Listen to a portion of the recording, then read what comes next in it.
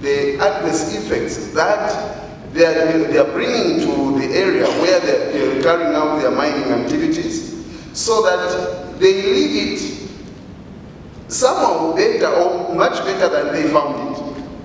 Because it has to be a win-win for the community. Once a mining company leaves that area, the community will continue nursing the wounds that have been done to the environment. A typical example is the Kalengwa mine. I've picked on that because I've just been very close to that area. The area now is a ghost town, and no benefits whatsoever can be accrued from the Kalengwa mine, although some investors are showing indications of going into it. But the damage has been done. The mining company has fled with the profits that they have accrued from the area. The community remains as it was, maybe even worse than they were found. So therefore, there is need for communities and mining companies to go into agreements, written agreements, so that no one will run away from the marriage of convenience that has been entered into. We always have a challenge with the investors each time they come into the area to invest. You will be surprised that this guy will agree with the chief, and then he will not tell us at the district level. And then when he goes to implement it, the chief doesn't get the result. And find that when you go to visit their Royal Highnesses, they will give you still the pressure to say, look, this is the problem that I'm going with this investor. And so we need to actually, on the corporate social responsibility program, it's not that enough to bear on the social corporate responsibility program. For me, the way forward, we should just have to say the chiefs now should be a partner. They should have shares in the mining. And if the mining is done in headman or senior headman, whichever in place, or junior chief or whatever, that also senior headman has to be given a share. Because this is the only way that extractive issues under this Center for Justice can be held. And otherwise, for me, I would like to see that their Royal Highnesses, they have got 2% share or 5% share, and the actual mining, wherever it has been happening. Because you see, when the company goes into the community, it doesn't just go straight to the palace. It goes also to the headman. The headman of that area releases the land and its people. I would like to see the way forward that the headman also is given a share. If they get extractive copper for 10 million, and then the headman is given also just 0.5% share, which is 300,000 kwacha perhaps per 3 months. I want this concept, maybe with my Royal Highnesses from Singapore, let it go. Let's go and actually educate our mining companies, so that maybe they can also get this idea of getting these bamboo trees. Instead of just planting trees alone, let's also plant bamboo trees along with just the normal trees. So that as people, as we take this sensitization, we'll tell them to say it is more profitable. There is more profit in actually planting a bamboo tree, because it grows like grass. It's not like a tree that will take maybe 5 years, and then one cuts it in only 3 days, it cuts 17 or 18. But it's more profitable to have a bamboo tree than you cut a bamboo tree than a mere tree. It is important at this moment that we enter into agreements where we go into that agreement as partners. Let the investor come with their money, and let the chiefdom come with the land as equity partners. They can go away with the 51% and let the chiefdom remain with 49%. At least, we shall not remain as poor as we used to be after they have used our resources. The chief should not subject to social corporate responsibility, and their headmen, they should be shareholders of the extractive industries, because it is in that line where we see meaningful empowerment in the local community.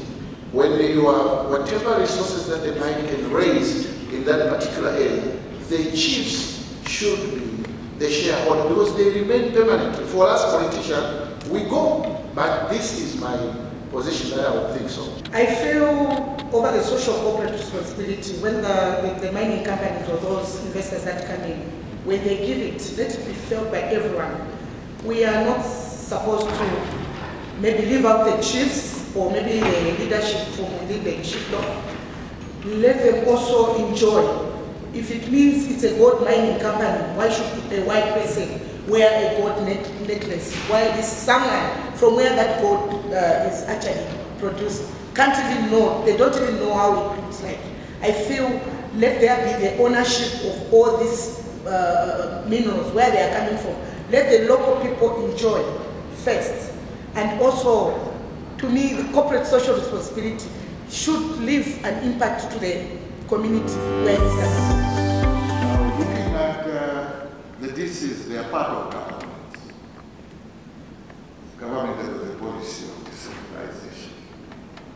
And I would want, when we are speaking, we are representing the government, we wanted to know the policies that could help.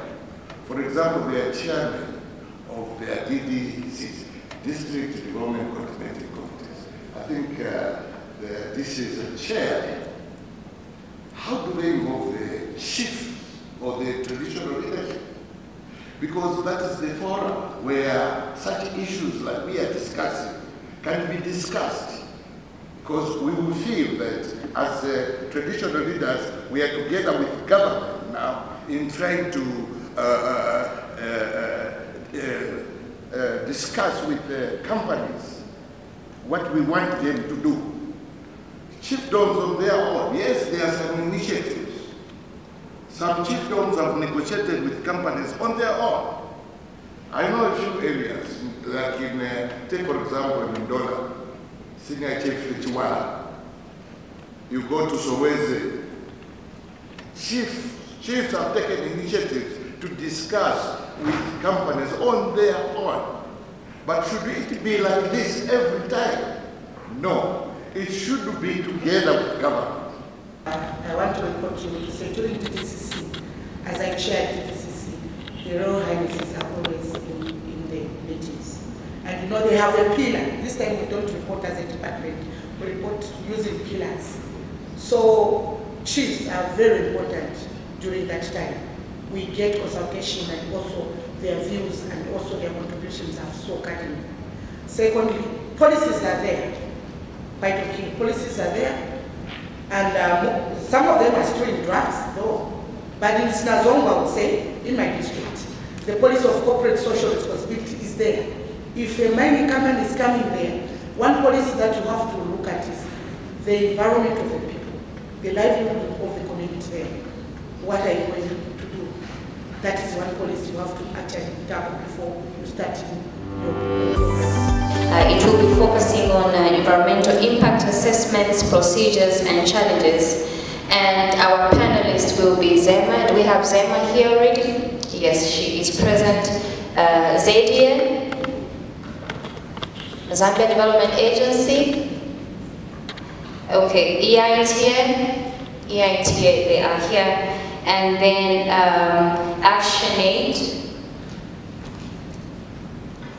ActionAid Geoffrey. Please kindly come forward. I will now hand over to Madam Isabel to take up this session. Good morning, Your Royal Highnesses. Welcome to the second day of our dialogue. We'll straight away go into the session that is aiming to discuss issues related to environmental impact assessments as well as strategic environmental assessments. I think the panel has already been introduced, but allow me to recognize the presence of Director Banda. Thank you for making it to this discussion. I think perhaps just to aid the discussion before we go into very specific questions related to this session, let me just pose this question specifically to Zema to briefly explain what an environmental impact assessment is and what a strategic environmental assessment is, so that it provides a bit of clarity of what these processes refer to and how, in terms of policy framework, they are actually supposed to be delivered. Director Banda? So the strategic environmental assessment, this is an assessment that is done on a policy plan or program that is likely to have an adverse impact on the environment. So when you hear the word policy plan or program, already we are tailored to see that these are processes that are spearheaded or undertaken by the government or any government institution. So in terms of the Environmental Management Act, there is a requirement that before that policy plan or program is adopted by the government, that policy plan or program must go through the strategic environmental assessment so that we are able to identify what the possible impacts associated with the implementation of that policy. Then the environmental impact assessment is project-based, if I might say.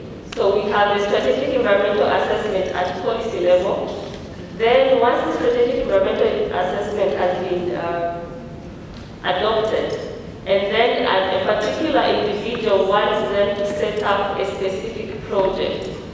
So if I can give an example, a person then wants to set up a service station.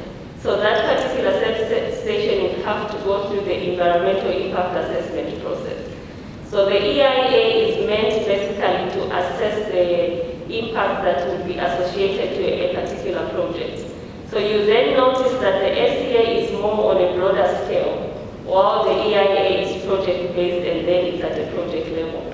So in terms of how the two relate to each other, in terms of practicalities and the way the EMA has been structured, the requirement is that firstly there must be an SCA done. So for example, if we're looking at Lusaka, since I gave the example of the service station, what the expectation would be if we're dealing with service stations is that we should have a strategic environmental assessment that is going to be done on service stations in Lusaka.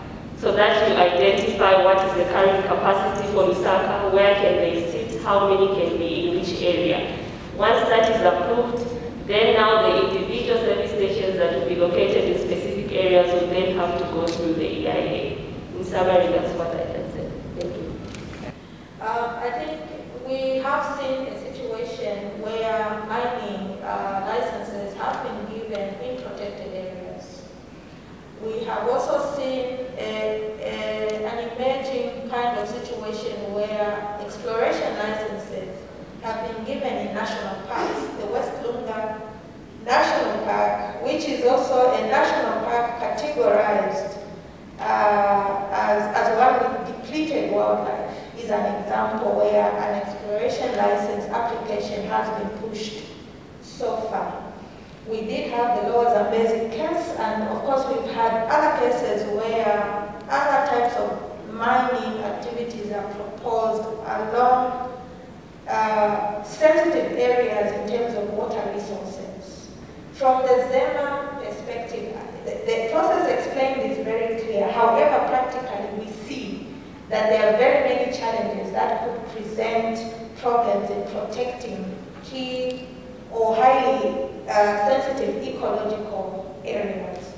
Could you just perhaps then speak to whether there are certain gaps within the law, or whether in terms of practice some of these EIAs may not be done thorough enough? What would be the justification for doing exploration of mining activities in the West Lunga, for example? What is the justification for doing mining activities in the Lower Zambezi National Park?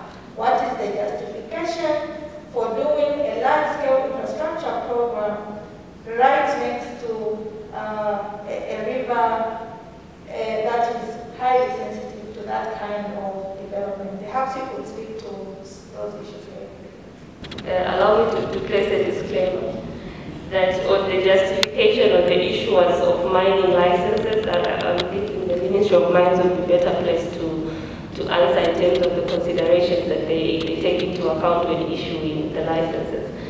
But in terms of the activities related, coming to the mandate of ZEMA, one key principle under the Environmental Management Act will recognize one fundamental principle of environmental management, and that is about the need to strike a balance between environmental protection and economic development, because we only develop by exploiting our natural resources.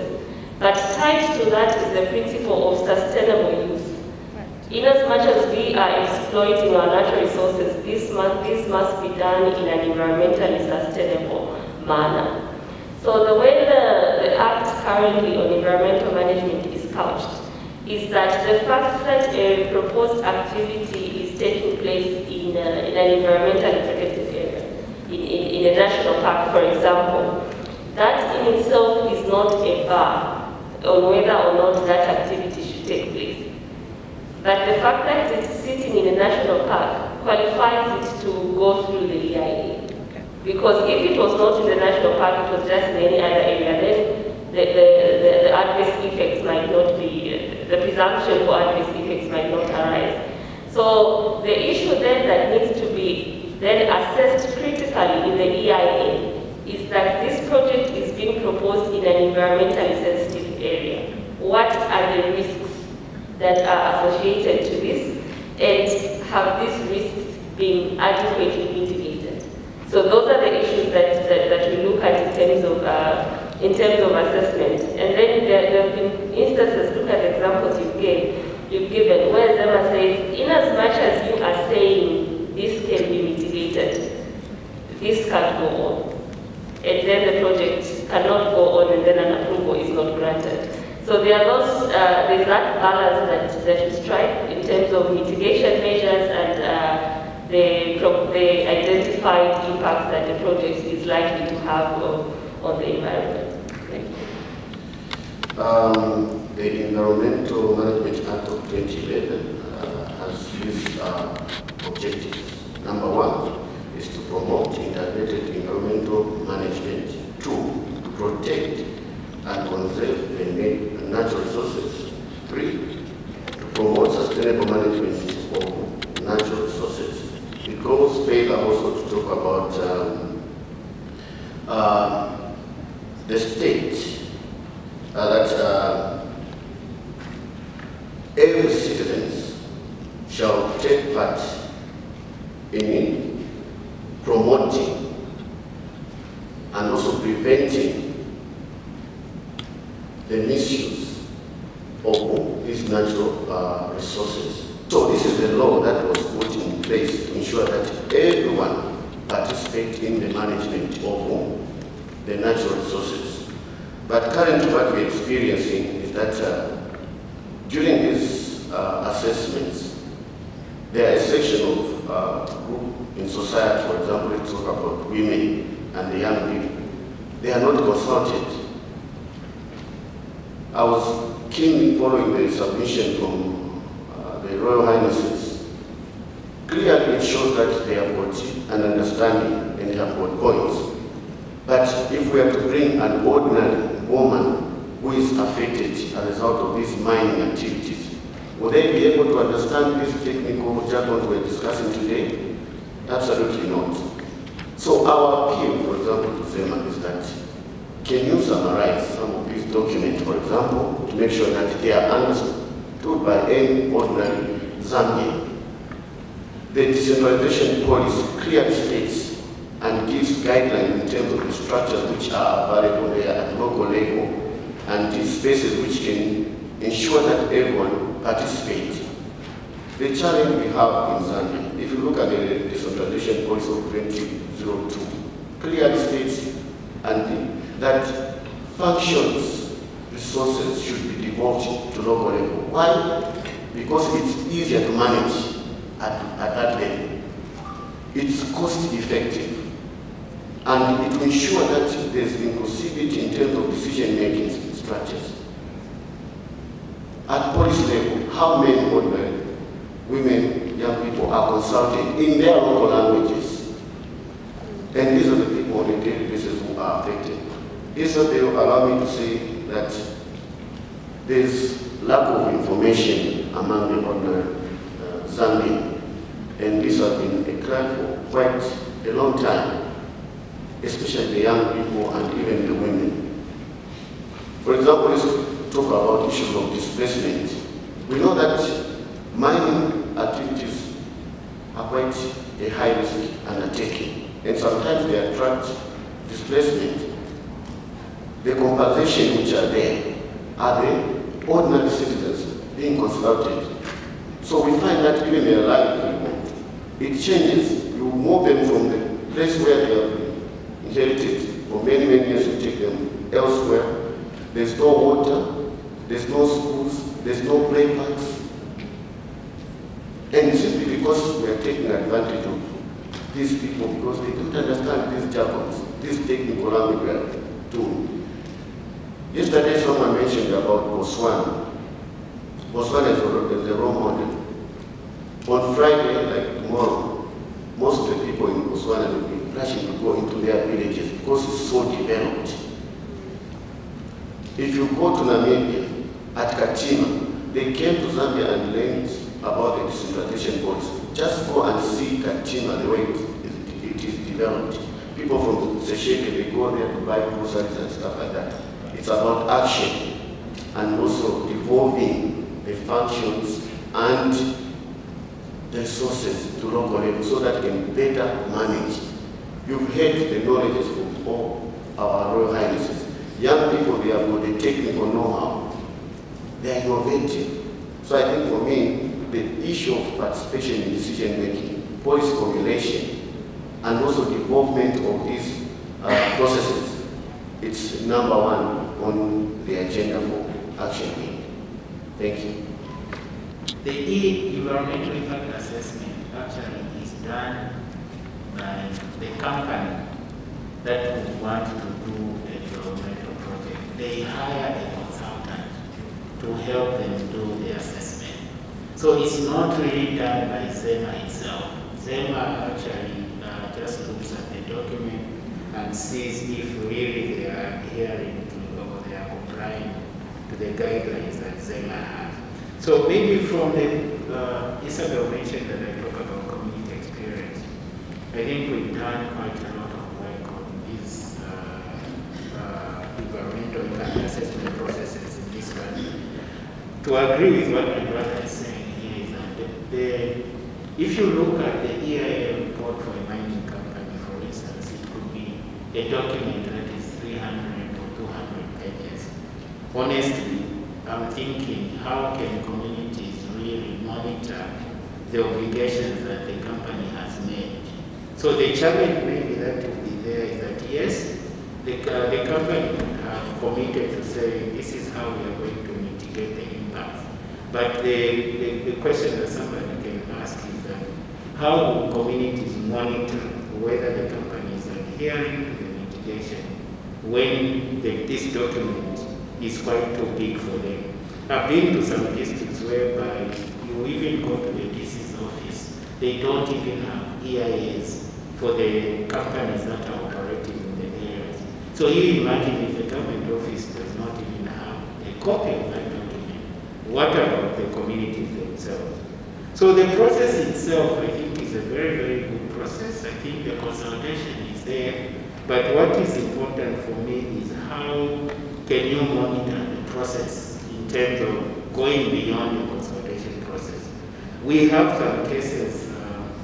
There's an example, one of our activities in Eastern Province where a consultant asked community members whether there is, sorry, it's not a joke, but this is serious. They asked community members whether there is anybody who, whoever wants to receive some lunch should put up their hand.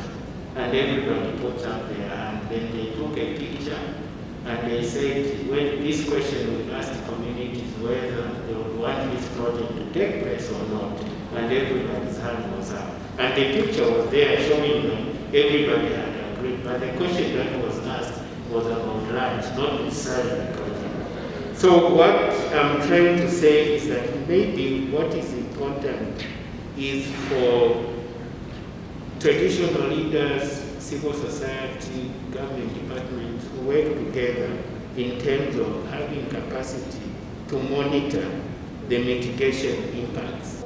I think the question there is to try and understand whether communities do have some kind of information around the local plans in their areas, and if these local plans show that there are large-scale developments coming, how is that coordination happening practically? What is the level of capacity building that is also going down to the community level in as far as EIAs are concerned? I think you did submit that sometimes the report is bulky. Mr. Sianzala also spoke to the fact that sometimes it's not a matter of summarizing the report, it's simplicity, and there's a difference. You can summarize a highly technical report and it still remains technical. The question is, do communities understand what the EIA is saying? Even in cases where ZEMA gives a decision letter, are communities able to understand what the decision letter is saying? So I think Mr. Sianzala spoke about simplicity. Can we then just zero in on that question, Mr. Mandawande?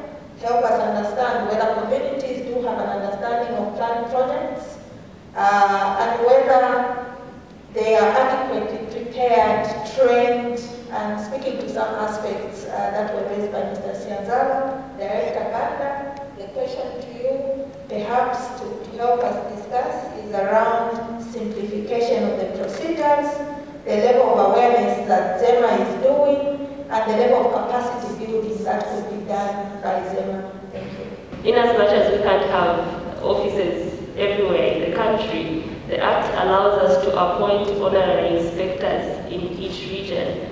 Then those honorary inspectors who act as agents of ZEMA where environmental matters are concerned. So there's actually a process that has already started where we intend to engage honorary inspectors as a way of decentralizing our services.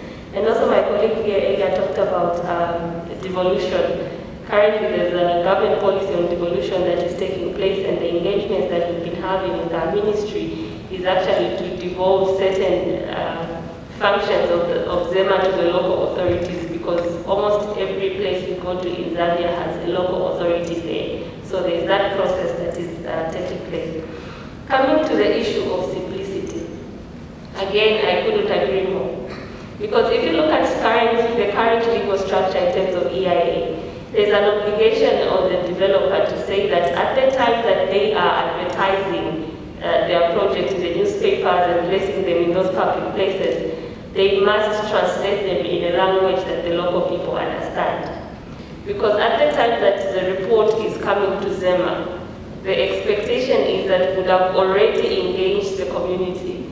And that report reflects not only the intentions of this particular developer, but also the wishes of the community in terms of how the project is going to be done.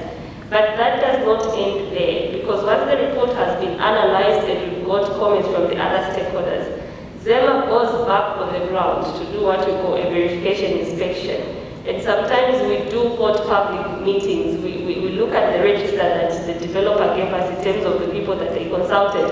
And we have meetings with those people for them to confirm whether really what has been submitted is what the engagement was about. So through such interactions, others do confirm that they were consulted, but others, like the example that was given, such issues arise to say, yes, there was a meeting that was held, but what you're telling us is not what was discussed at that meeting. At that point, then we hold the developer accountable for them to be able to do the corrective measures that they do. So the engagement is there, but I agree that probably there could be some gaps that we may need to work on so that we make the process more effective.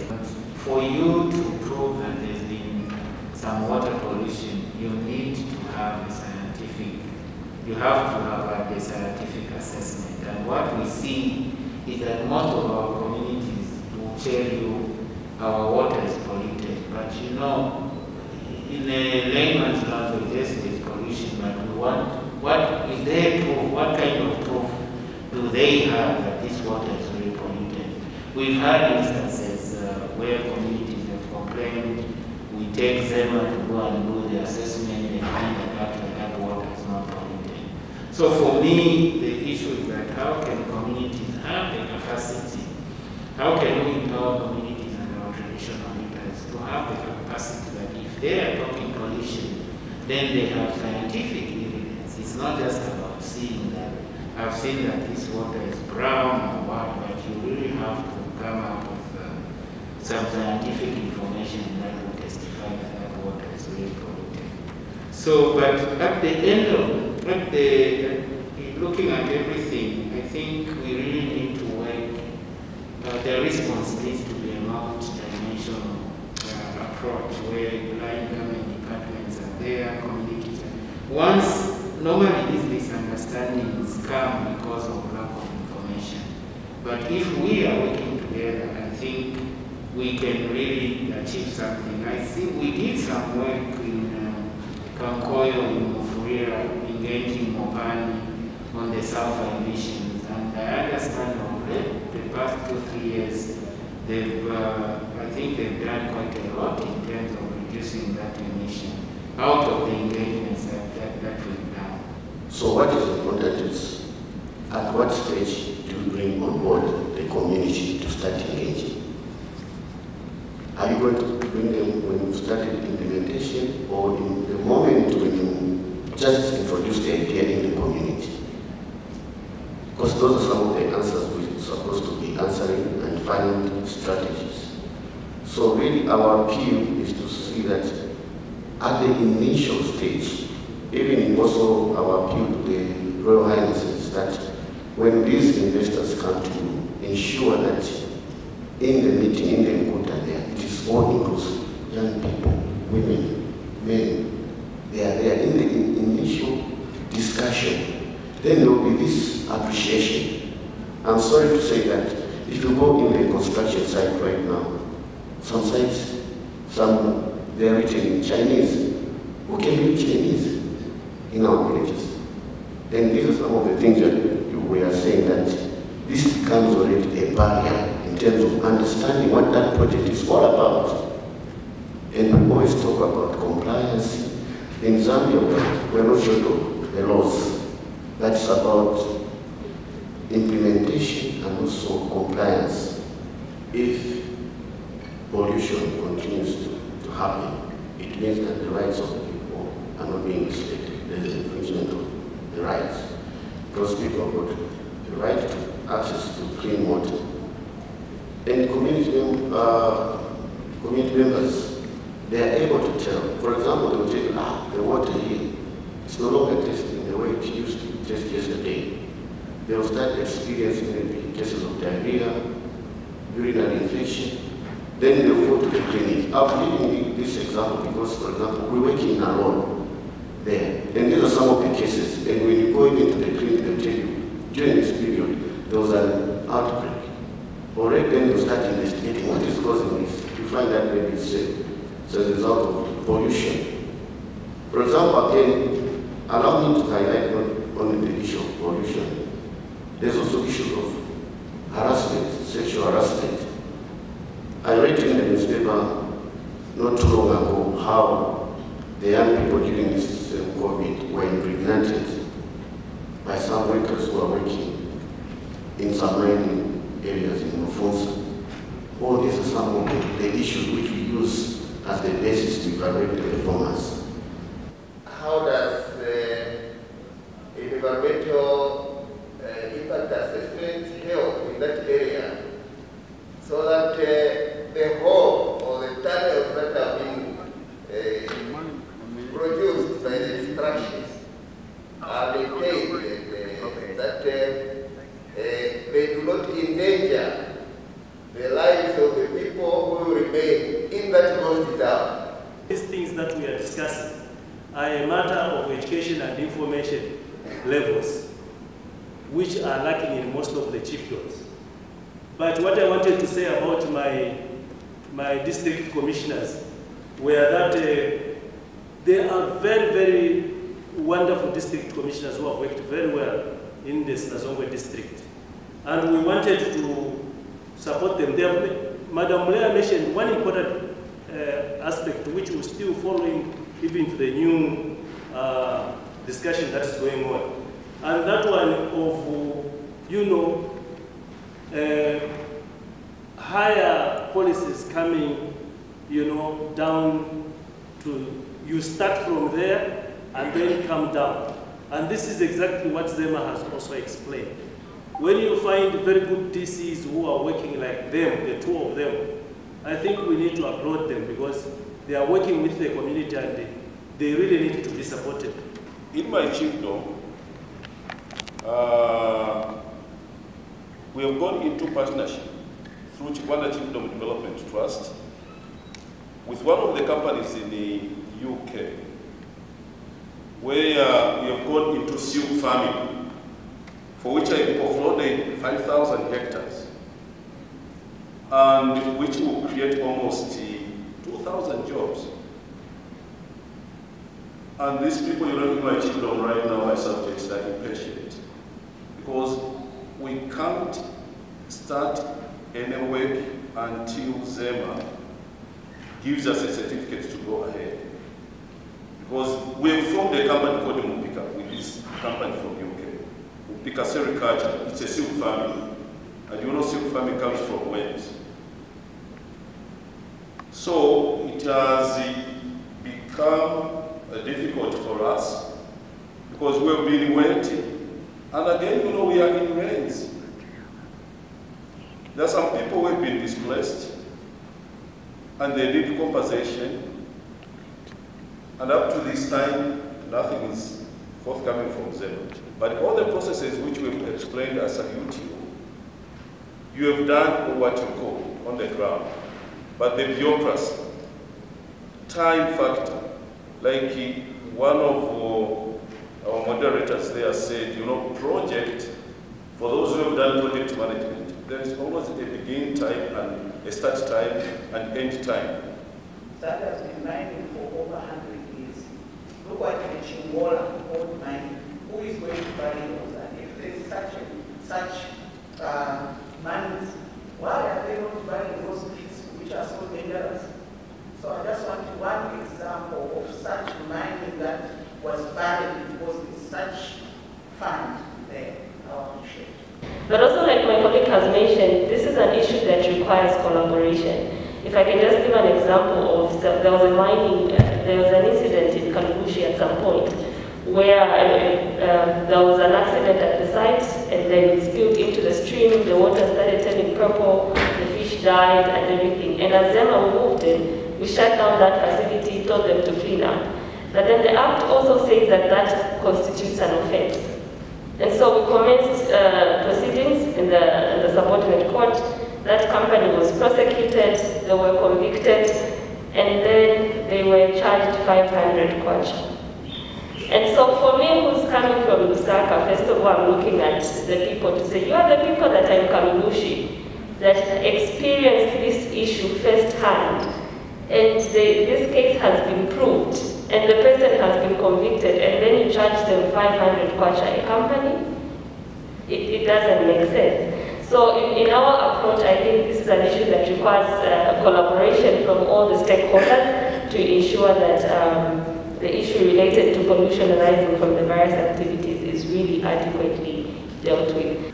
We have been demanding for reforms of the EMA, especially the provision in the law that gives power to the minister to nullify a rejection letter if he feels or she feels that the project must go on. I say this because we put up these regulatory institutions to help government. You are technocrats, but you put up a rejection letter with very, very clear reasons why you have done that, and then a minister rejects or nullifies that and perhaps recommends the project to go on. So we have been demanding that this provision in the law must go out, because then why do you put up institutions like yours? So how far has this gone in terms of reforming this piece of legislation? Thank you.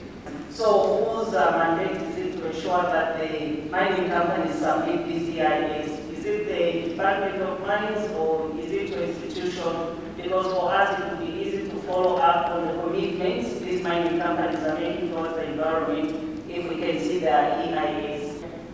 we hold your institution in high esteem because we know that it is the only agency mandated by law to protect our environment.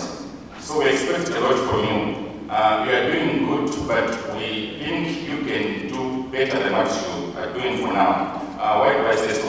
When it comes to environmental impact assessments, we have seen that, like you are explaining, the process, when you're explaining it, looks good, but when it comes to actual implementation, you find that the communities are left out, and oftentimes you find that these reports reach the communities even maybe a week before the week is even before the project is implemented. So my comment to you is that you need to decentralize and also ensure that you hold consultative meetings so that the community people, our organizations and their subjects understand this process, because this process we believe is an information process whereby people need to know which project is coming in that area and how they need to benefit. But what delays the process is the processes that are done before you pay. Because first of all, you have to engage a consultant. The consultant has to do the study, prepare the report. They will submit a draft to ZEMA, which ZEMA will review, give it back, depending on how adequately they attend to the comments. So there's that back and forth. And that's where most of the time is lost. But from the time that you actually pay, it's 45 working days for the environmental project brief. Then for the higher level, because that one is more consultative, there are specific consultations that we need to do. So for that one is 65 working days from the time that you pay. So again, before the payment, there's that back and forth that goes on. So because of that back and forth, probably that's why there's that delay. But it also largely depends on the quality of the consultant that you get. Because we received reports where the consultant will tell you that I have submitted to ZEMA, and we've been called to meetings to say ZEMA were delaying. And yet when you check our record, that report has not even come. So there's that probably needs to be managed in terms of the actual implementation. The second question, how do we reconcile and harmonize the rejections? So the requirement is that even if this mining company has approval from the Ministry of Mines, that approval comes with various conditions and they must satisfy all the conditions. So even if they have an approval from the Ministry of Mines and then ZEMA has rejected the project, that project cannot go on. And even if they have approval from the Ministry of Mines, they have an approval from ZEMA, and ZEMA requires them to consult and get consent from the local traditional leader before they commence. The requirement is that they can't commence until that consent has been granted. So there have been instances where it has been brought to our attention that this person has moved on the ground and I have not consented, and in such instances, ZEMA has issued the necessary enforcement actions for that project not to proceed. There was a question on what happens afterwards. So the EIA is at two phases. There's the EIA that allows you to set up the plant, and then you're supposed to give the lifespan of the project during that EIA. So the understanding is that once the project comes to an end, the person must then also do an EIA for decommissioning, so that then the issues of remediation and restoration come into play. But for most companies, what we have discovered that what actually happens is that they do not decommission. So at the end of that life cycle, then they sell it to another company that then comes and then it continues like that. But to answer the question, there's a requirement for them to also do the EIA for decommissioning and for them to do remediation works. Big awareness that is given for purposes of the thermal power plants. But one of the conditions that we give in the approval is that they must, other than getting the EIA, they are supposed to get what we call operational licenses that deal with how they will run this particular technology and which people they will assign. So one of the requirements is that they must have a qualified person and the person is sensitized. So like you have mentioned, yes, the law is there and the conditions are there, but probably an issue that we need to interrogate is whether they actually do it on the ground. And so we'll take that as a recommendation for purposes of our monitoring to ensure that effective education and awareness is given to the people that are actually working on these facilities. To the natural resource you are talking about, for instance, if it's a river that is going to be affected, I think there will be mitigation on how the river sources are going to be protected. If it's a well that is going to be affected, it's different. So each kind of issues have got different mitigation measures. But I think for me the key question really is how do we ensure that you can monitor the obligations that the investment has made in terms of the mitigation impacts that they have made. You cannot have one mitigation measure. I think it's different according to the impact. But it's a very, very good question because that's where we lose it out. That people just end up at, they've seen the mitigation, but they will not really follow the mitigation measures. How long are they going to take? So maybe I will throw that was more, I think, qualified. So like my colleague has explained, the type of activity will determine, will inform the type of mitigation that needs to be taken into place. But the general rule, for example, is that there's a requirement that they must ensure, like you are saying, if they have dark boards, those pits and everything, that they are buried and then there's revegetation that is undertaken. But again, the practicality of it depends on the type of activity. I can give an example. In Lusaka, we have Tiffany's Canyons along Kafiwa Road, which is, how can I explain it? It's now a recreation area, but I think what has been used are those trenches that were created. It's an example of a remediation that has taken place because of the type of gullies that were created. Burying them because of the water and everything becomes impossible. So then it's turned into a resort where people can actually go and do recreational activities. But depending on the size and the magnitude, the general requirement is that they must be able to revegetate, meaning that they must be able to bury them and then plant other things that they can plant in there for purposes of ensuring that they are growing. My colleague here talked, I hope it's now been answered, Your Royal Highness. In the context of taxation and mining in Zambia, the central government through the Ministry of Finance plays a very significant role in collecting tax revenues and spending. My question is, what do you think are the challenges, the gaps, and the opportunities in this regard? In less than 1 minute.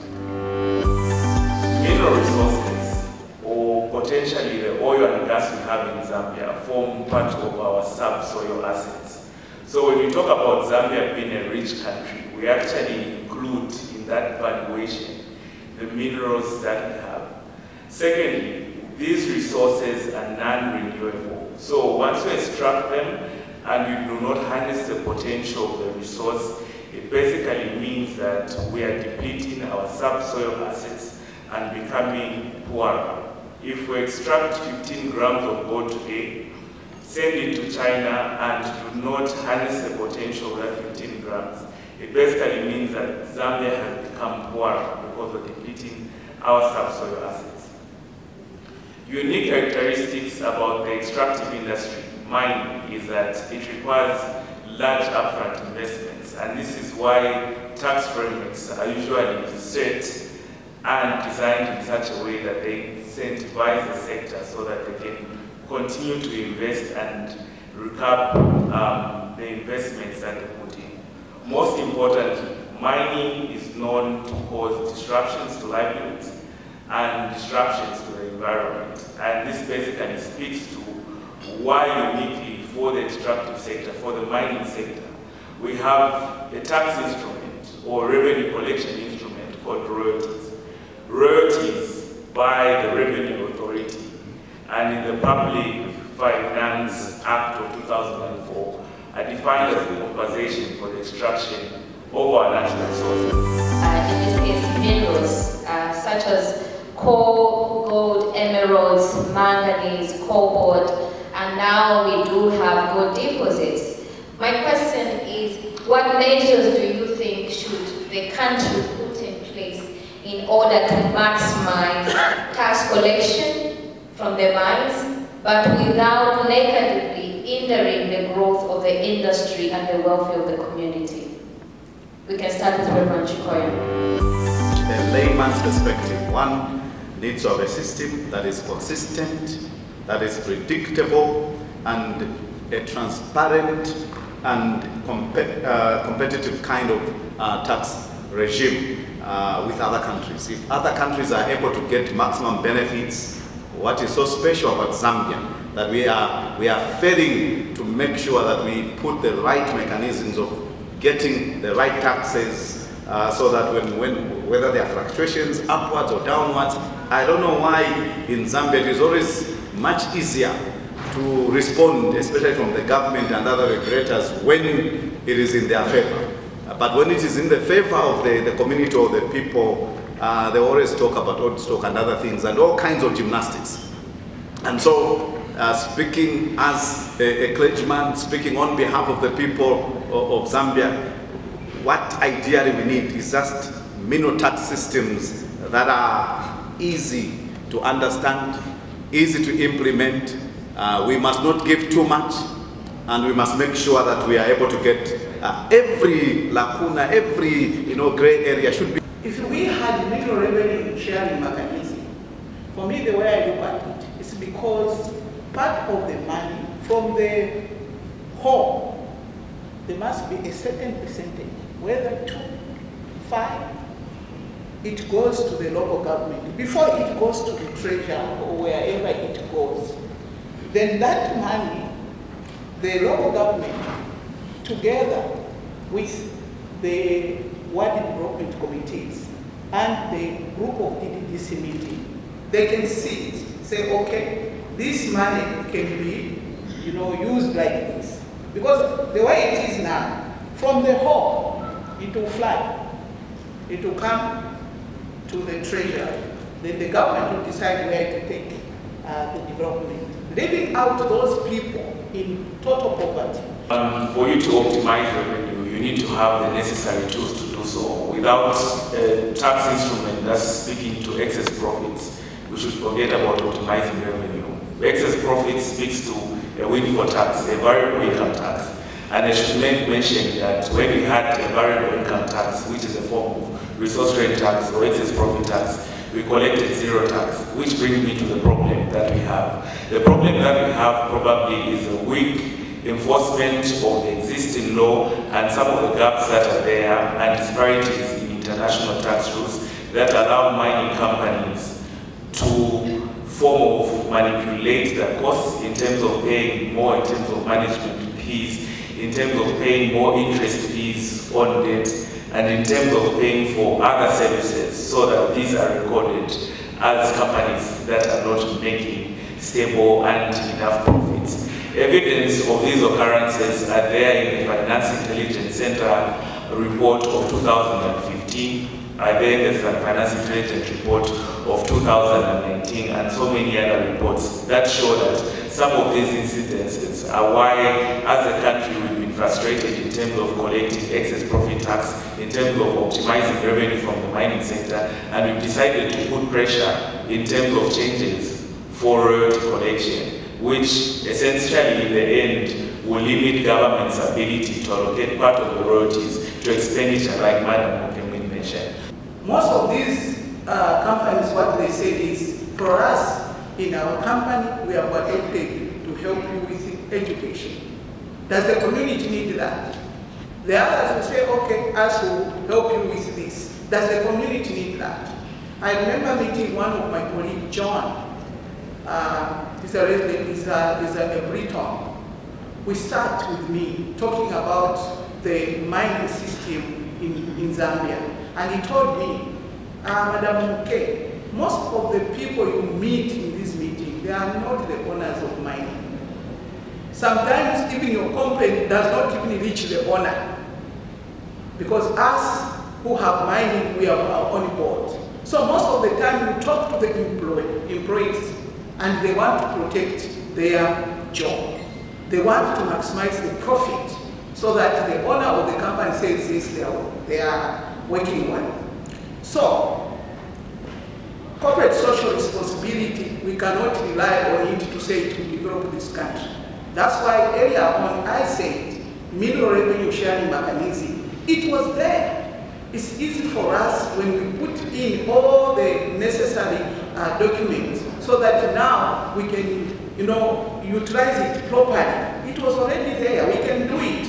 We are tired and fed up of corporate social responsibility crumbs. It is high time, affirming what was said I'm not saying that it shouldn't be there, but I'm saying we should not be hoodwinked or tranquilized by that drug of corporate social responsibility, because it is not going to develop our country and our communities. And so the traditional leadership, the people of Zambia, the communities need to move from writing appeal letters.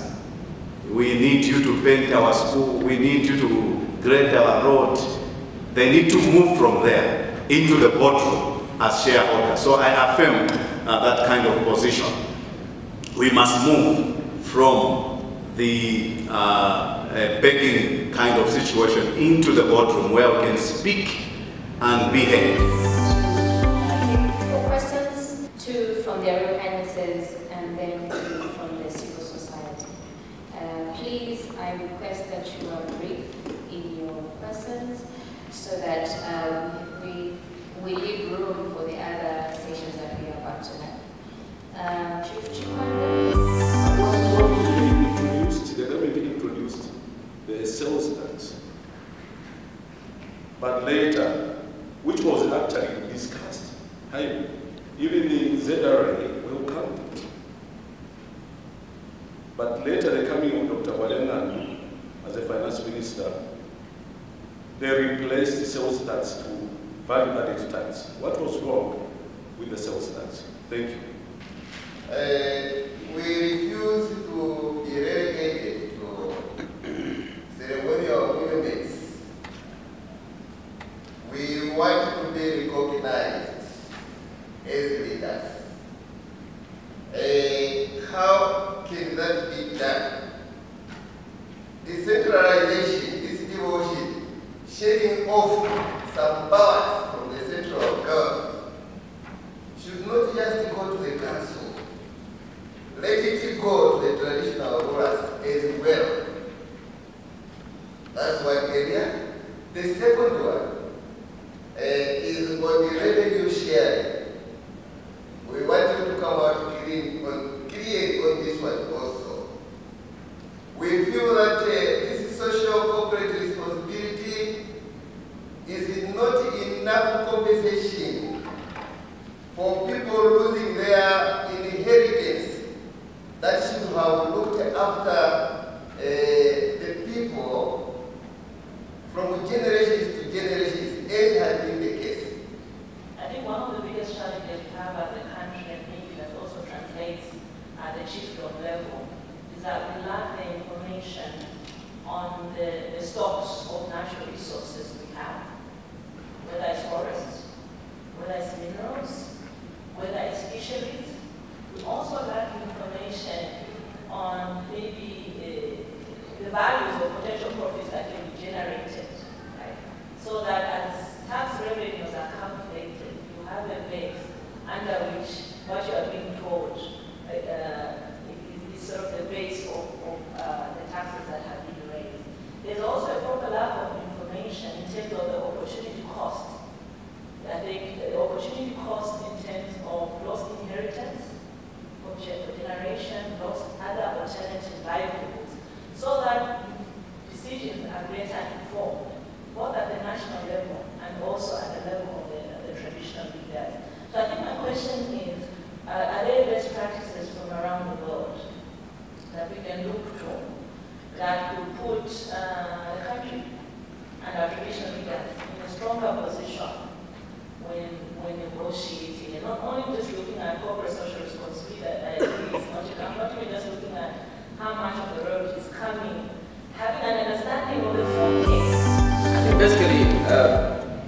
we know, water is life, as we say, but I think that it forms the basis of everything that we actually do.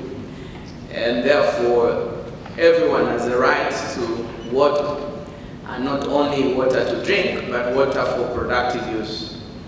And for an institution like ours, who are promoting water for productive use, we have seen that there is a huge gap, and most of the provision and rights we speak about water really surround about clean drinking water and probably sanitation. But I think we must expand this, that we can create economies in rural communities using water, because it's an essence. In agriculture, you need water, whether you like it or not. So the livelihoods of people should be embodied around this great resource as water. Secondly, water should also be used to create alternative livelihoods in communities. I think it is one area that we have undermined. And vis-a-vis considering the issues around mining, which we know these are depleting resources, I think we could take advantage of water as a right to stimulate economic growth in terms of growing other crops and keeping animals and connected to nutrition. And I must say, because obviously my 1 minute is up, it's difficult to discuss within that limitation. I think also water as a right should be embodied together with the role of traditional leaders. I wish that His Royal Highness Chief Macha can be awarded for his water system at his palace that is used for irrigation, for instance, and livestock. I think we must go above creating infrastructure that is much more latest. Why would we be subjecting our people to infrastructure that is ancient? For instance, some mines would drill a hand bore, a hand pump bore, and celebrate and spend so much money when that hand bore could only be the cost of the breakfast we had today. Water indeed is a human right aspect, and I like quoting from some literary sources. I would want to say sometimes we feel in our country that all Zambians are independent, that we have broken the shackles of colonialism, and therefore we are free, but then some Zambians are more free than others. I think that's what has been misunderstood to be the case in point. But what's supposed to happen is all Zambians, or rather, the way it's supposed to be is all Zambians are free, and all Zambians, no Zambian should appear to be more free or less free than the other. So when it comes to water, the fact that somebody is living on the Copper Belt or in Lusaka should not mean that they should have more rights or they should have better access to clean water and sanitation facilities than those who are living, on the fringes of the country, like some of us who are in the poorest province of Zambia, which is Gapula province. Natural resource management is the keeping of the natural resources that we have. So it includes water, the land, and everything that's in there. And by management, we also mean that we are trying to preserve our natural resources so that we can use it not only for the youth that are here, but also for the future generation as well. So in short, I feel natural resource management is just basically that. It really has to do with us human beings taking care of this environment that we have been given and being custodians of these natural resources. So the fact that we are able to care for them, the fact that we are able to manage them in the way that they should be managed, that's what that means to me. We have come with a deliberate policy that leaders at whatever level should be able to also do something. The only qualification to be a leader, you must also be involved into any activity of production. We've talked too much about youth. What is youth? We must be leading youth in terms of production. That's not how old you are, what you are, whatever level you are in leadership. You must also be involved into any type of activity involvement. We must do away with the pronouncement of the youth must, when after school you'll be employed, how many can you employ? Every day with thousands of students coming out of colleges, universities, how many are going to employ? We must do away with that kind of announcement. We take our children to school to prepare them for self-employment. We must emphasize on that. You're going to the university or college, whatever you're going to qualify in, you must qualify to do your own job, profession. If you can get the employment, very good. We should not take them for granted to say, you'll be employed. Employment is a very, very serious issue in any country. Go to America or any other country. Employment is even worse than you have in Zambia, unemployment at all. It's the worst. People in the developed countries like America, it doesn't matter, you come out of university, you have to do something for yourself. Here, we are saying, you'll be employed, What kind of employment are you going to give them? Now we've got the problem. We have got more youth unemployment than the leaders themselves.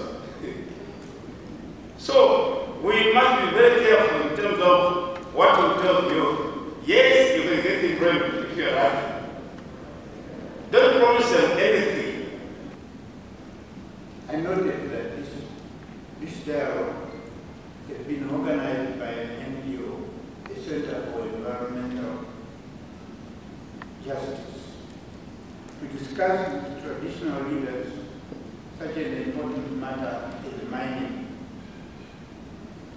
Government is taking a backstage or an incidental involvement.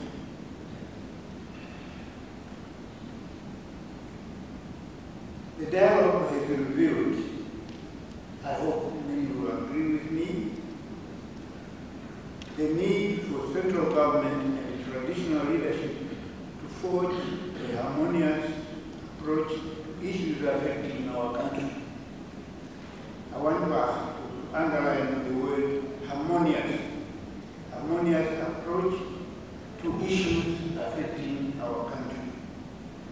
In doing so, we should acknowledge the dichotomy in the management of the affairs of this country, namely traditional customary authority on the one hand and central government on the other.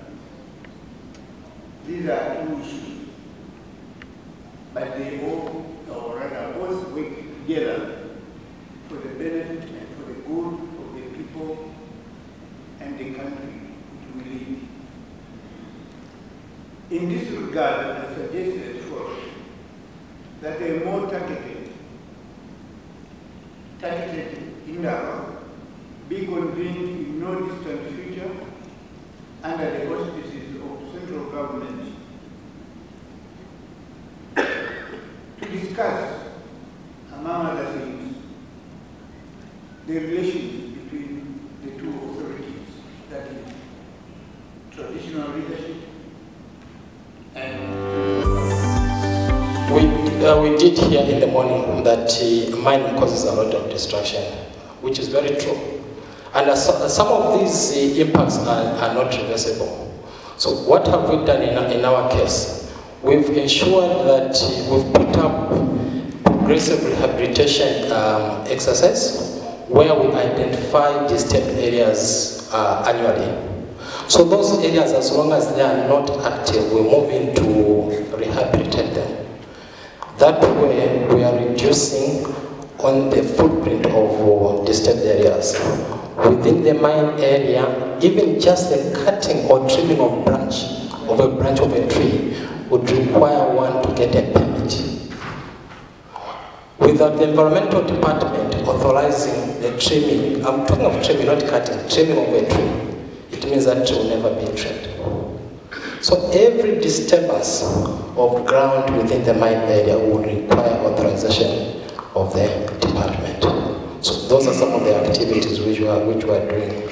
So at Kalumbila mine, in terms of progressive rehabilitation project to date, we've managed to rehabilitate about 120 hectares, whereas at Kansanshi, as of end of last season, we had rehabilitated about 82 hectares. So really, if you were to go on the, possibly on the chopper, you will realize that within the mine catchment areas, if there's any areas which is most intact with vegetation are the mine areas, whereas the surrounding areas have largely been disturbed. So besides the planting of trees and grass around the mine areas, we also seriously eliminating invasive woody species which are mostly destroying our biomes. So those are some of the activities which we are doing. So mine will be a picture story. Our points of intervention: agriculture, education, health, local business development, wildlife management. Those are the areas that we have prioritized as the points of CSR support. The picture you see there is our agriculture support initiatives. We are preaching farming as a business, and we are modeling high-value crops so that we get our beneficiaries to a place or to a point where they should be able to see that 1 hectare as a shop, be able to account for their time, the inputs, and also the outputs. So those are the areas that we support, and clearly we have seen that giving out inputs without changing the mindset for the beneficiary to be able to see farming as a business, we are just shooting in the dark. So the points of interest, as you can see on the other pictures, is livestock management. We do promote beekeeping. Kitchen gardens were introduced. We somehow set up in a remote area where gardening was not part of the culture. It has been introduced, and now we have people having kitchen gardens and being able to supply the vegetables that are needed in the mine community as well as our canteens. So we get the vegetables that we feed our employees from the community, and we have a vehicle that moves around every day to go and pick up those vegetables from pick-up points. So that way, slowly we've seen that there's a change, and our community members are able to see that they can, instead of waiting for income at the end of the year, they can still be able to get something every day, depending on how well they plan their production. Education support. We understand that the young ones are the agents of change. I enjoyed what our sister there said. Diversification, dependence on the mining industry, and to get such an idea come from the young ones. Why are we not looking at farming? That was brilliant. And so if we have more of such people growing up, we know that the future generations are going to make a huge difference. Of course, we are doing fine, but we want to continue improvement. We invest in education because mindset transformation is key to development. The pictures you see there, we are supporting infrastructure to increase the number of classrooms. We build desks at the mine. A unique feature that has never happened in Zambia is a situation where the mine could have bulldozed all the trees there and started mining because we had the mining rights. But what we did as First Quantum was to set up a sawmill. And all the straight logs that we got from the mine, we converted that into a usable product. And what you see there is a sample of the desks that we, to date, we are producing. As we speak now, we have a target of doing at least 200 desks. We did not request, but we made demands. And 3 demands that were made were that a full-fledged university should be built in Northwestern Province. And also, we wanted a shift from Solwezi to Mufumwe as the Northwestern Provincial headquarters. And the third, which we thought was very important, was that the resources, especially coming from timber and the mining, because we are boasting of Kalumbila, Mana, Kansanshi, which is one of the oldest. But even in Solwezi, look at the township roads. They are in a horrible position. And this is why we made these 3 demands. Even Chief Choma, have now coped. They have even moved the provincial headquarters from Livingston to Choma, and Choma is doing very fine. But us in Northwestern Province, we started this idea. Nobody is listening to us. We feel so disadvantaged. And yet, these mines are making board do not have the jurisdiction, the powers to comment on this because the shift of the district administration is outside our powers. And we can only take note, and my colleague there, Brian, is taking note of that.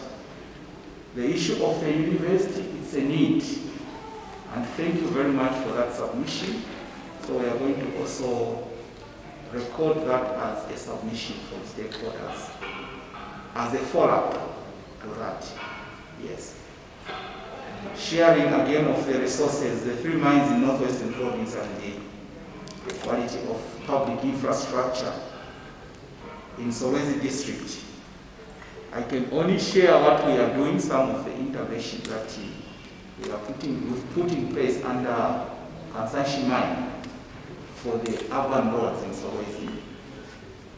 We've gone into an arrangement with the local authority to use part of the resources supposed to be paid to the council as a way of trying to do some of the community roads, in addition to the other roads that we support through our CSR initiative. Again, it's a good submission and we've taken note for follow-ups. It's unfortunate I cannot comment on the first and the second item because our hands are tied on that. I think we'll submit to the district administration officially that we've got this from the Let's come to the close of our deliberations. It is our view that we could quickly break into our breakaway sessions. In the breakaway sessions, may I propose that the presenters that were meant to do the presentations of those breakaway sessions go into the breakaway sessions and offer the guidance that will be required in those sessions. May I further propose that the main business in the breakaway sessions be the presentation of resolutions, action-oriented points. We are slightly moving away from just resolutions to, we want to see this action, that action. And lastly, may I also propose that all those actions are around the key thematic areas that we earlier presented or that are represented by the charts around us. So next, we, as already mentioned earlier, the chiefs traditional Royal Highnesses have a place that is already designated for the break-hour sessions. I would like to suggest that we could begin by Your Royal Highnesses withdraw into our break-hour session. May I also request, I can see a hand, maybe just before our Royal Highnesses leave, please. Thank you. Thank you, Doctor. Is it possible to have a copy of these presentations? Can the Royal Highnesses have that? Thank you very much. They're very useful presentations. Yes, during the break-hour sessions, we'll put together the sessions and would suggest that we get a direct link to send them through soft copies. I think that will be faster. And we'll provide those sessions, yes, including the speeches. And may I also take this opportunity to mention that the resolutions, the comments, the special messages that have been sent, there is going to be a distribution mechanism that will also forward to your communication channels. And then we also have channels for further correspondence and further correlationship with us and the partners that we have. So yes, we will. We may also go around to ensure we have everybody's detail, so we don't just depend on the registration details. Okay, so we could have in that order, we could start with Madam Chimia, who can give us closing remarks from representing Center for Environment Justice Board and Secretariat.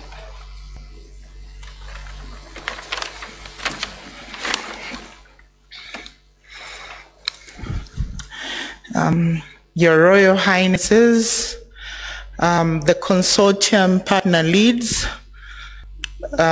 all distinguished participants, ladies and gentlemen, I would like, on behalf of the board chairperson of the Center for Environmental Justice, Mr. Vincent Ziba, and the rest of the CEJ board, to say thank you for the great participation and enthusiasm from the beginning till now. Thank you so much to everyone. It's been great. Thank you so much.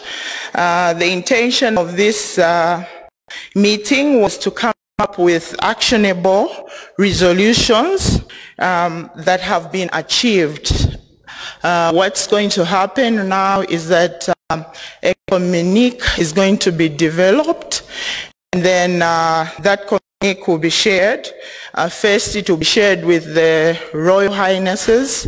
The Royal Highnesses will be visited. The communique will be delivered to them to their places, and the rest thereafter, after it's been validated by the Royal Highnesses, the rest of the team will also receive the same communique using the same communication channels that we have that we've been using to get you to this place.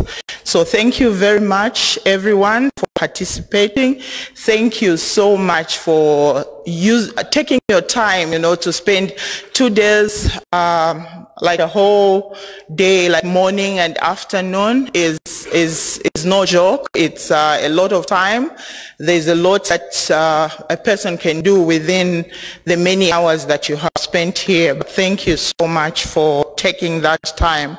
And then on the IEC materials, whatever has been shared here, the presentations, everyone can be assured that they will be shared to you via the same channels that we have used.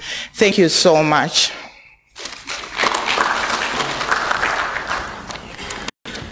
Thank you. Madam Nalucha, WWF.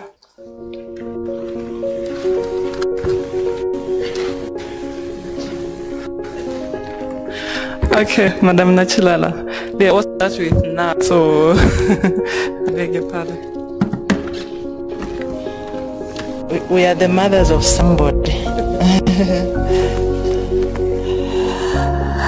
Your Royal Highnesses, our dear consortium partners, distinguished guests and friends, on my behalf, on the behalf of the Worldwide Fund for Nature, ActionAid and Bread for the World, I just want to take this opportunity to sincerely thank all of you for investing 2 whole days to discuss one of the most important topics or issues that affects the welfare of every Zambian in your chiefdoms, in the various communities that you're actually working in.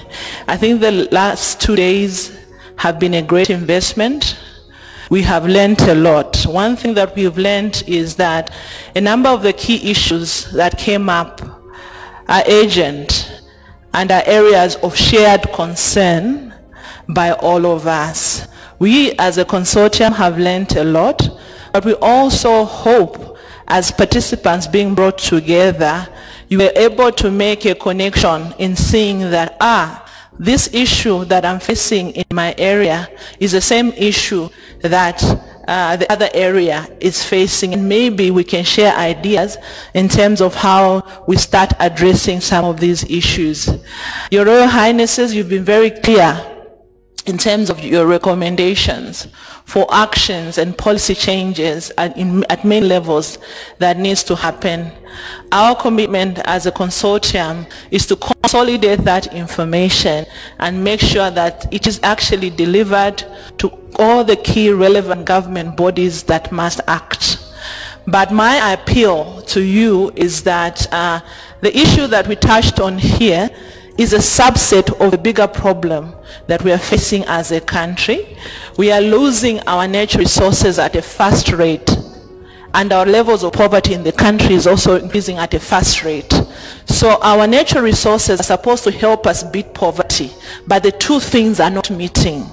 So this for us is the beginning of a conversation in terms of what are we proposing, not just in mining, but in other sectors, in terms of how our natural resources are going to be managed in a sustainable way to make sure that people now in Zambia can benefit, but also future generations are not also compromised in that respect.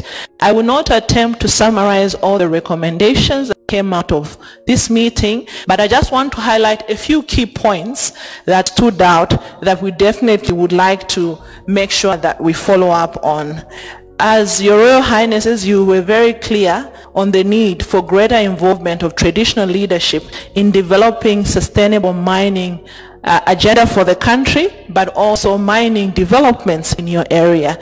We still have a situation where, yes, you are consulted, there are several consultation processes that are there, but there's a feeling that was coming out in the room that, one, you are still on the periphery of these important processes that should bring opportunities and benefits to local communities. There was also a key point that has been raised that even in areas where mining investments have gone, there's still a feeling that the communities are not completely benefiting, and the accountability on ecological impact is not strong. Zema was on the floor today, and it was very clear that some of the regulations and the conditions that they give a range of investors, including mining investors, that information is not available to the public. So our hope is that through this dialogue that we have started, institutions such as Zema can be strengthened in their mandate. And what I was hearing also from this meeting is that we want to see the Environmental Management Act reformed so that we have a Zema that has stronger teeth. We have a Zema that can defend and fight for the rights of every Zambian. So many of the mining concessions or mining hotspots are located under customary land, the land that is under your jurisdiction. So it creates this unique opportunity and justification for your request and your demand to be moved to the boardroom from maybe the advocacy room as equal stakeholders and equal partners to the developmental agenda. What that requires is the review of the Mining Act we heard, and the current process to review it provides an opportunity which we are encouraging you as organizers, you take advantage of to put forward ideas on the adjustments that need to happen to the Mining Act so that social benefits, environmental protection, and governance is actually assured. We have a problem where there's just way too many mining licenses for exploration that are issued in national parks or protected areas. It's like we are people who have not made a decision. Do you want to promote tourism in a particular area or want to do mining? On one piece of land, you can't do three things: mining, agriculture, and so on. So there's a need for some kind of order and coordination between different government entities that are driving the developmental agenda to reduce the conflicts that we see today. I think in today's discussion also on taxation, it was noted that there's a need for the fiscal regime in the mining sector to change so that there's a sense that the benefits from that regime is actually coming down also to areas where these resources are actually found. We as consortium partners, and we believe as yourself, we want the same thing. We want sustainable development for our areas, but we don't want development that is destructive. And therefore, I was hearing clear calls for green investments. Yes, we want investments to come in these areas to create more opportunities, but it's not an investment that will be there for 3-5 years. After 5 years, there are big environmental, health, and social problems that we have to deal with. It has also been noted that we as a country perhaps need to invest a bit more in terms of understanding the value of our stock of natural resources, mining being one of them, forests, and so on. And once we understand the value, then when we get to a table to negotiate with any investor coming in, we can partner. We can engage as equal partner. Information is power. So I just want to take this opportunity once more to sincerely thank you for your engagement, for your participation. For us, we extend the spirit of partnership. We want to work with you as our partners, as our traditional leaders, but we do not want the kind of partnership where after this meeting you sit back. We are going to continue pushing government, but we also want to see more leadership coming from the chiefdoms. Tell us what you're doing to protect the environment, and the only thing that we can do is to strengthen your effort and strengthen your voice to make sure that the things that you demanded the last 2 days are actually realized. So thank you so much.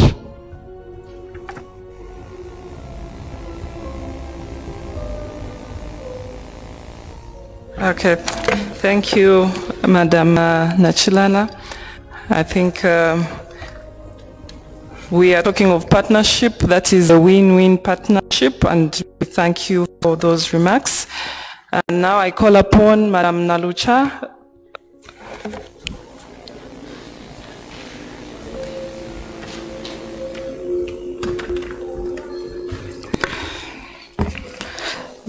Thank you very much. Good afternoon all, and the Royal Highnesses, the district commissioners, colleagues from civil society organizations, consortium partners, all protocols observed. It is an honor to stand once again before you to give our closing remarks as an institution. As ActionAid, we're very happy with the 2 days deliberations that have gone on, but also the space that has been created by CCJ in terms of bringing together various partners as well as communities on board in terms of trying to find solutions to the issues that are eroding our country. As we look at issues of environment, we should not look at it in a different space. It still comes down to the issues of governance and the broader poverty that this country is witnessing, yet it's so much endowed with so many natural resources.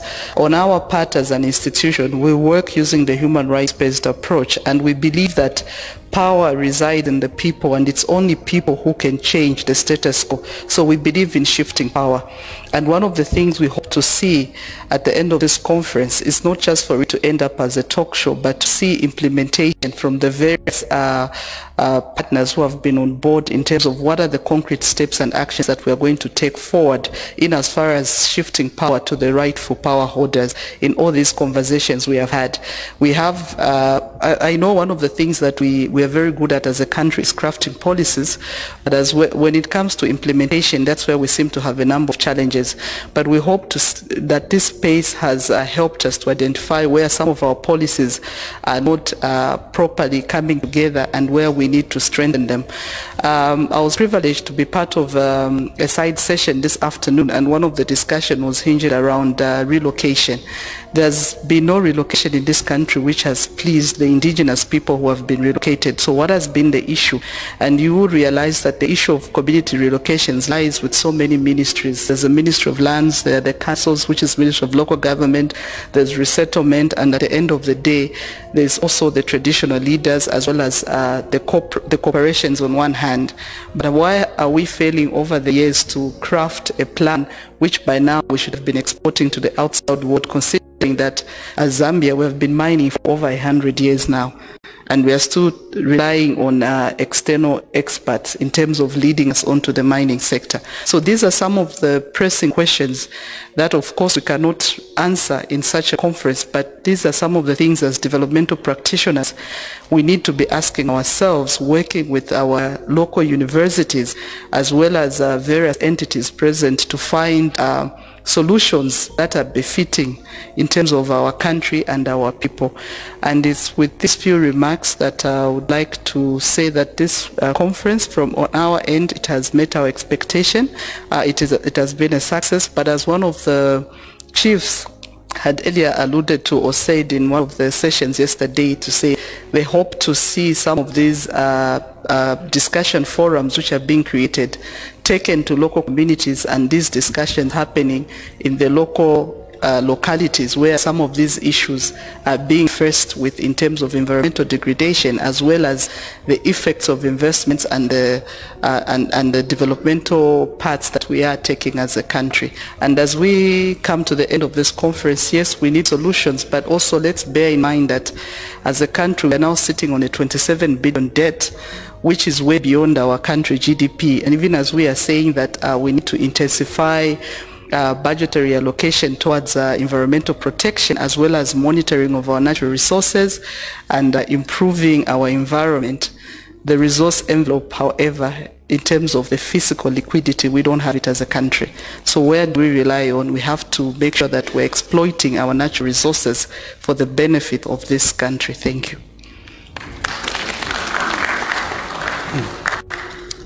Thank you. Okay, so she's mentioned power to the people. So we should be thinking, what kind of power do we have? Do we have power to implement? Do we have power for good technologies that are going to speak to the environment? Do we have good investments that we are investing in our environment? Thank you very much, Madam. Now I call upon Madam DC, Madam Shina Mulea.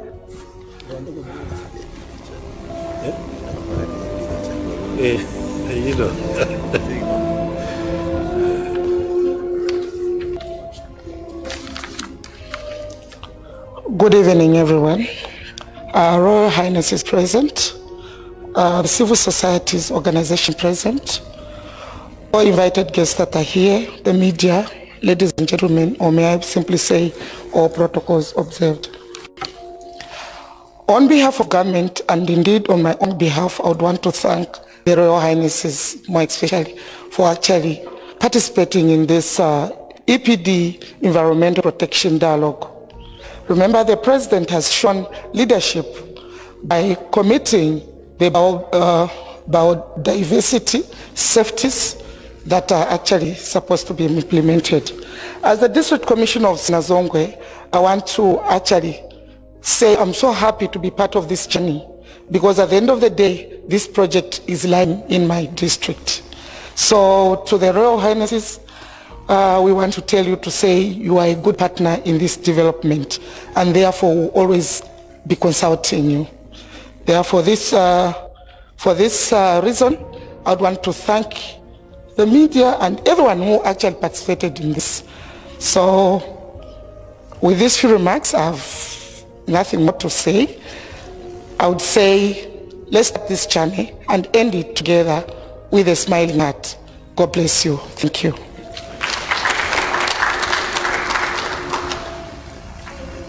Okay, thank you very much, Madam Shuna. And thank you for opening up the district to various activities. I think Sinazongwe is quite hyped to issues of climate change, the impacts of climate change there, including the mining, the coal mining that is emitting a lot of carbon. And we thank you that you are welcoming us in terms of implementing the civil society, the tradition leaders, and everybody, that we could work together to see to it that we protect our environment. At this point in time, allow me now to invite our Royal Highness, the Ngambela, to represent the chiefs in the closing remarks, and from there I'll ask a vote of thanks that will come from Chief Inshima. Thank you.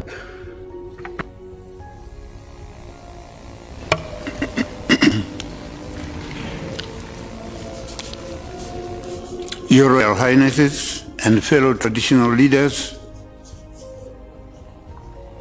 the organizers of this conference, or rather the dialogue, members of the press and government officers who are here, it is a rare opportunity for me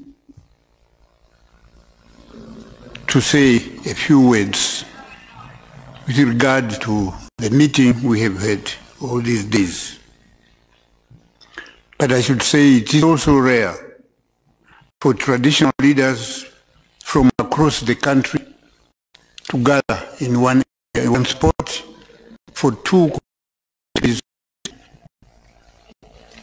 passing their minds on one topic.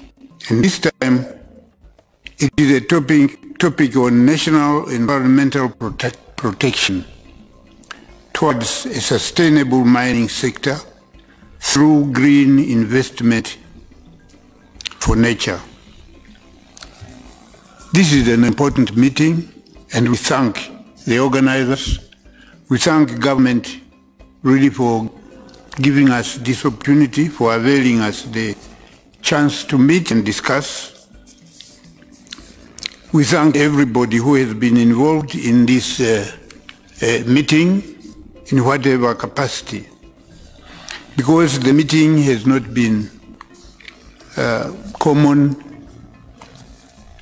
or unimportant, because it opened the awareness of the details involved in the mining operations and how these operations impact on the environment in which they are carried out. The meeting also raised suggestions on issues to be considered as a way forward after this meeting regarding the role of traditional leaders in the protection of the environment. This meeting has also given an opportunity for inter-Royal Highness exchanges, exchanges which would have been very difficult if each one remained in their own chiefdoms. But the meeting has given us a chance. Here it reminds me of what King Lewanika of the Lozi people said in 1902 when he visited London. And he was asked by the press, you as a black person from Africa are here in London, what do you want to discuss with the Queen? They are referring to Queen Victoria then. In his wit and wisdom, he said, when kings meet, they are not short of what to discuss. And this is exactly what happened when our Royal Highnesses met here. They were not short of what to discuss. in addition to the topic here, they also had informal meetings where they were discussing issues related to their own chiefdoms, related to chiefdom affairs. So I'm very grateful for this. It is expected that after 2 days of very active participation, their Royal Highnesses will be tired and will want to go back home. But my request here is that as they go home, they should reflect on the issues, very important issues that were discussed, and find ways of implementing or putting into action those suggestions which were raised during this important meeting. The panelists were very active and eloquent in presenting the issues that they were given to present. And they did it very well, and we listened to them. I hope this material, which was provided both as slides on the screen and also verbally here, will be provided to all participants so that we can follow the proceedings of this dialogue in our own homes, in our spare time. Traditional leaders, our Royal Highnesses, and all participants, I'm pleased that you have been here all this time. One of the requests that has been raised, which we had on the screen right now, was that government must consider another meeting, a very serious and well-attended meeting where we would discuss issues pertaining to traditional leaders, government relationships, where we would discuss issues of development in our chiefdoms, where we would discuss matters pertaining to mining, since we are now dealing with mining. But there will be many other issues of common interest that we would look at. I wish you a safe trip back to your homes, everyone who is here. And I hope, in spite of the ravages of COVID-19, we shall return to our homes safe and quarantined. Thank you very much. Thank you very much. We can now have the vote of thanks from Chief Vincent.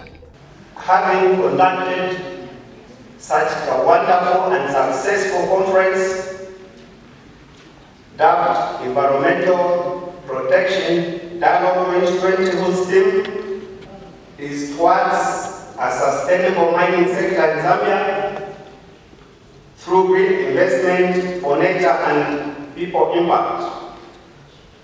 To the Center for Environmental Justice, we wish to thank you very much and ask for God's blessing so that you succeed in your endeavors.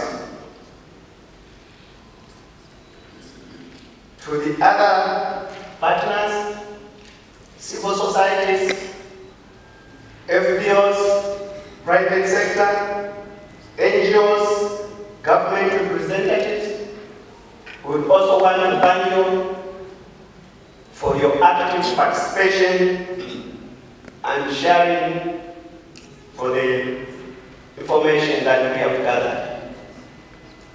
To our fellow participants, let's all go to our various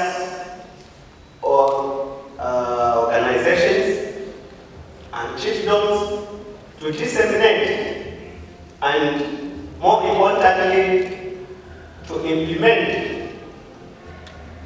the information that you have shared and acquired through this powerful and wonderful dialogue. As Zambians, we are well known for conducting good workshops. Our weakness is the implementation of what we have acquired. Like we have all noted, we would want to involve government high-level representation to be in attendance at such wonderful workshops, because the invited guests and delegates are going back with some of the answers not answered, as some of the questions or concerns that have been raised could not be answered by the government representation that have been around. It's also our humble request to the conference organizers that these wonderful and good workshops should be brought to our chiefdoms, because that is where the mining, bad effects, and deforestation are heavily affected. Our people will really appreciate also to have this knowledge. As we all go back to our various destinations, we pray for God's traveling mercies and blessings, and with the powers vested in me by the powerful and useful Angel Center for Environmental Justice, I declare the EPD 2020 officially closed, and I thank you.